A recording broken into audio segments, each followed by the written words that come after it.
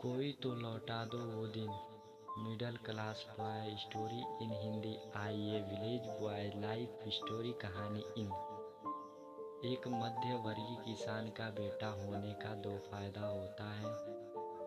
पहला फायदा तो यह कि आपको एक मुट्ठी चावल की कीमत पता होती है, और दूसरा फायदा यह कि आप बिना शादी किए महज 16 से 17 साल में जिम्मेदारियों से बंधकर परिवार के लिए बाप बन जाते हैं।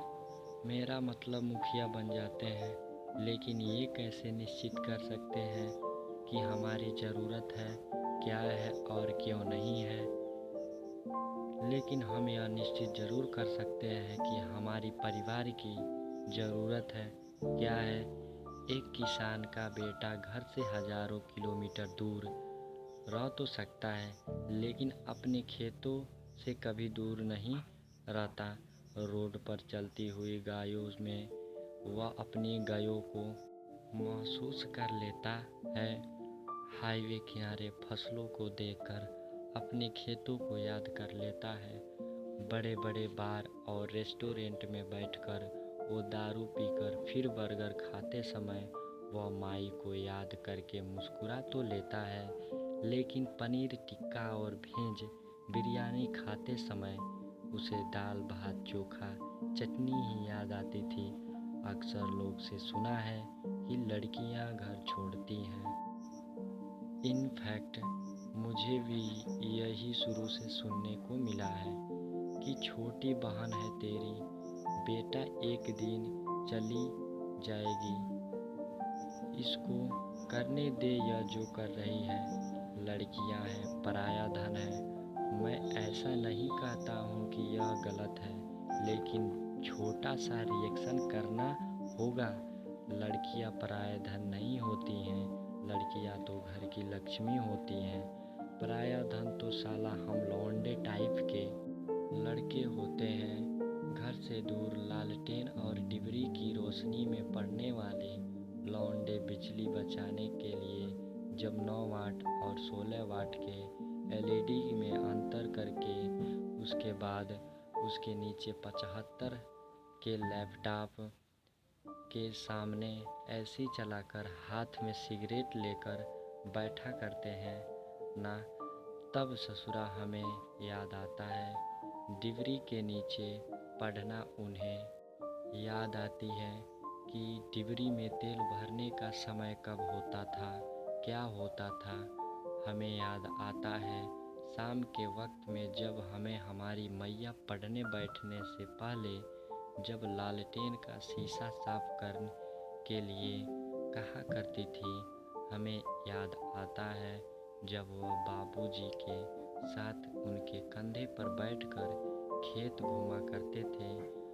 हमें तो वो स्कूल वाली अपनी निक्कर भी याद आती है। इसकी फटी हुई थी, इसलिए वो अपने शर्ट के जेब में खट मीठा गोली और नेमचूस रखते थे। समय के हिसाब से वह स्कूल ड्रेस वाला काला जूता भी याद आता है जो हम अक्सर शादियों में पहनकर जाया करते थे। वह करिया जूता धीरे धीरे गोल्ड स्टार बना, फिर रीबाक बना, अभी वुडलैंड और बाटा बन कर रुला रहा है।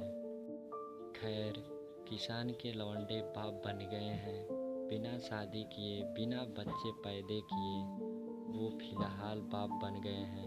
उनकी जवाबदारी, उनकी जिम्मेदारी, परिवार के प्रति उनके वफादारी, उनके खेतों के प्रति उनका प्यार, उनके पुराने वाले मकान के छत से गिरता हुआ बरसात के दिनों में बारिश के बूंदें, चापाकल को मरम्मत कराकर या फिर नया समरसेबल कराने का दबाव, बहन की शादी में दूल्हे को 4 व्हीलर देना है, इसके लिए पैसा इकट्ठा करते हुए वह बिन शादी के बने बाप अचानक से बूढ़े होने लगते हैं।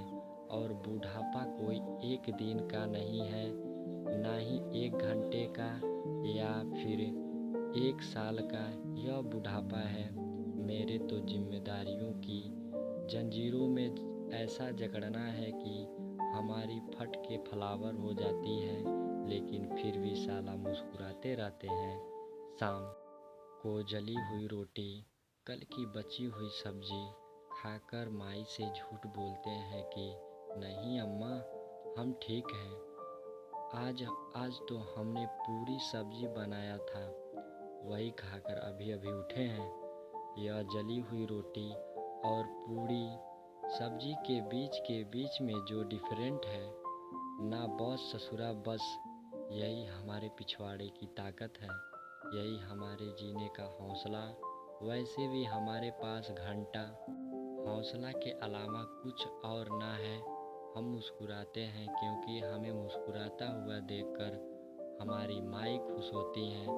हम बाबूजी को जब फोटो व्हाट्सएप पर सेंड करते हैं ना, तो साला नए का कपड़ा पहन के फ़ोटो खिंचवाते हैं, ताकि बाबूजी को ऐसा न लगे कि उनके लड़का के पास पैसे की कमी है। हम घर छोड़ते हैं, हम भी रोते हैं, लेकिन कसम महादेव की, आँखों से आंसू ने गिरने देते हैं।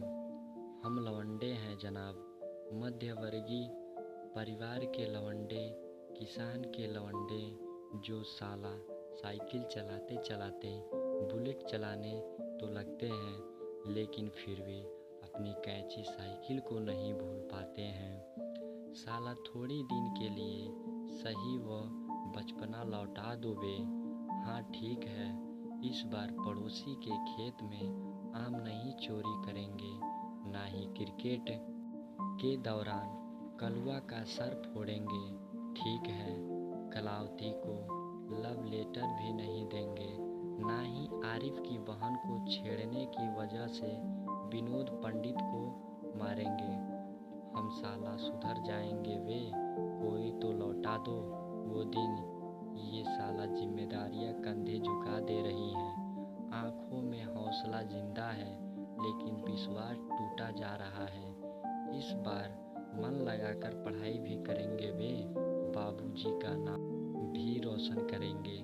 बाबूजी के जेब से पैसे नहीं चोरी करेंगे, कसम से। अच्छा ठीक है, बाबूजी मारेंगे तो मार भी खा लेंगे, लेकिन माई के पास नहीं जाएंगे उनको परेशान करने के लिए। पक्का इस बार क्रिकेट भी छोड़ देंगे। थोड़ी दिन के लिए सरस्वती पूजा में नाचेंगे नहीं वे। अच्छा ठीक है, सुदर्शन चाचा के खेत में बादाम भी नहीं चुरा कर ले लाएंगे। बस कुछ दिन के लिए यह जिम्मेदारियां ले लो, मेरा घर मुझे वापस दे दो। यार, इस कहानी से आपको क्या सीख मिली, आप बता सकते हैं? Thank you.